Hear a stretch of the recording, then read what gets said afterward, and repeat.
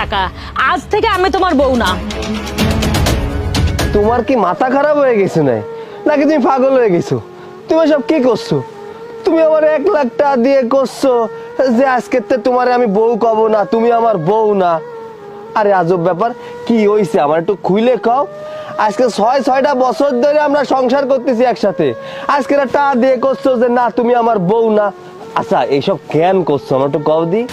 একবার নিজের দিকে তাকিয়ে দেখো, গত 6 মাস ধরে তুমি একই কাপড় পরছো, কোনো নতুন কাপড় তুমি কিনছো না। গ্রামের অশিক্ষিত লোকরা যে কাপড় চোপড় পরে থাকে, তুমিও সেম সেই কাপড় চোপড় পরে আছো। আচ্ছা, লুঙ্গি গামছা ছাড়া কি আর কোনো ড্রেস পাওয়া যায় না? কাপড় চোপড়ের কথা বাদ দাও, তুমি তো শুদ্ধভাবে কথাও বলতে পারো না। গ্রামের ক্ষেত্রে যেভাবে কথা বলে সেম তুমি সেভাবে কথা বলো। শোনো, আমার মতো একটা মেয়ে না তোমার মতো খ্যাতকে কখনোই ডিজার্ভ করে না। আর শুভকে দেখো, কত সুন্দর ড্রেস আপ, ওর লাইফ স্টাইল কত ভালো।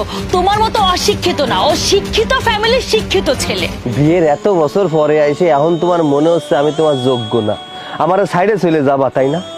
আচ্ছা সাইডেই যদি চলে যাবা তাহলে বিয়েরই লেখেন। আর বিয়ে যদি করিছো তাহলে বিয়ের পরে আমার সাইডে চলে যাইতে। আজকে 6টা বছর আমার সাথে সংসার করার পরে তোমার মনে হচ্ছে যে আমার সাথে যাবে না, আমার সাইডে চলে যেতে হবে। শোনো, আমি তোমার সাথে সংসার করতে করতে বোর হয়ে গেছি, জাস্ট বিরক্ত হয়ে গেছি। আমার কথা কি তুমি বুঝতে পেরেছো? শোনো, বিয়ের 1 বছর পরে আমি তোমাকে ছেড়ে যেতাম যদি আমার পাশে ভালো একটা সঙ্গী পেতাম। এখন আমার সাথে সঙ্গী আছে, যার সাথে আমি সারা জীবন কাটিয়ে দিতে পারবো। আমি আমার লাইফ পার্টনার পেয়ে গেছি, তাই তো তোমাকে ছেড়ে দিতে চাচ্ছি। আর আমাকে তোমার কাবিনের টাকা দেওয়ার কোনো দরকার নেই। আমি তোমাকে 1 লক্ষ টাকা দিয়েছি কারণ তুমি যেন ভালো কোনো কিছু করে খেতে পারো। আর শোনো, আমি সময় মতো তোমাকে ডিভোর্স পেপার পাঠিয়ে দেব। আচ্ছা, যেহেতু তুমি আমার সাথে সংসারই করবা না, তাহলে টাকা দিলে কেন আমারে? ওই যে বললাম, ভালো একটা কর্ম করে নিও। তাছাড়া আমি যদি তোমাকে বলতাম তুমি আমাকে ছেড়ে দাও, তুমি আমাকে কোনোদিনও ছাড়তে না, কারণ তোমার তো আমাকে কাবিনের টাকা দেওয়ার ক্ষমতাই নেই। তাই তো তোমাকে টাকাটা দিলাম।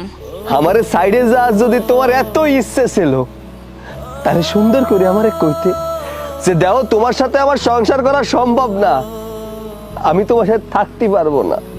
কষ্ট করে 6টা বছর আমার সাথে সংসার করেছো, আমি তো তোমার কষ্ট কোনোদিন চাইনি। এত কিছুর কোনো দরকার ছিল না, এই টাকা পয়সার কোনো দরকার ছিল না। আমার একটা আমার মনেতে খুলেই অত। আচ্ছা, আমি তোমার জন্য কি এরিনি কৌদি? তুমি যখন আমারে যা কইছো হয়তো তৎক্ষণাৎ আমি তোমার জন্য আইনে দিতে পারিনি, কিন্তু আইনে দেওয়ার চেষ্টা করেছি। তুমি আমারে কইছো বাড়ির কাজ করতেই পারবা না, আমি কাজের লোক রাহে দিছি। আমি বন্ধু বান্ধবের সাথে মিশতাম, তুমি আমারে কইছো বন্ধু বান্ধবের সাথে মিশা তোমার পছন্দ না। আমি বন্ধু বান্ধবের সাথে আড্ডা দেওয়া বন্ধ করে দিলাম। আর তুমি এখন আমারে করছো আমারে সাইডে চলে যাবা। আসলে সত্যি কথা কি জানো, জোর করে কারোর সাথে সংসার করা যায় না, জোর করে কারো মনও পাওয়া যায় না। তুমি এই ছেলেটার এই ড্রেস আপ দে ওর প্রেমে পড়িছো, ওর সাথে সুখে থাকতে চাচ্ছ, টাকা পয়সা আছে তাই। একদিন তুমি বুঝতে পারবা এই টাকা পয়সা সুখে থাকার জন্য কিচ্ছু না।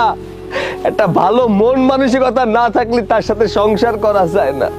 এই নাও তোমার টাকা, এইটা আমার কোনো প্রয়োজন নেই। আজকের পরের তোমার ওই চেহারা আমি আর দেখতে চাই না, আমার সামনে তুমি আর কোনোদিন আইসে না।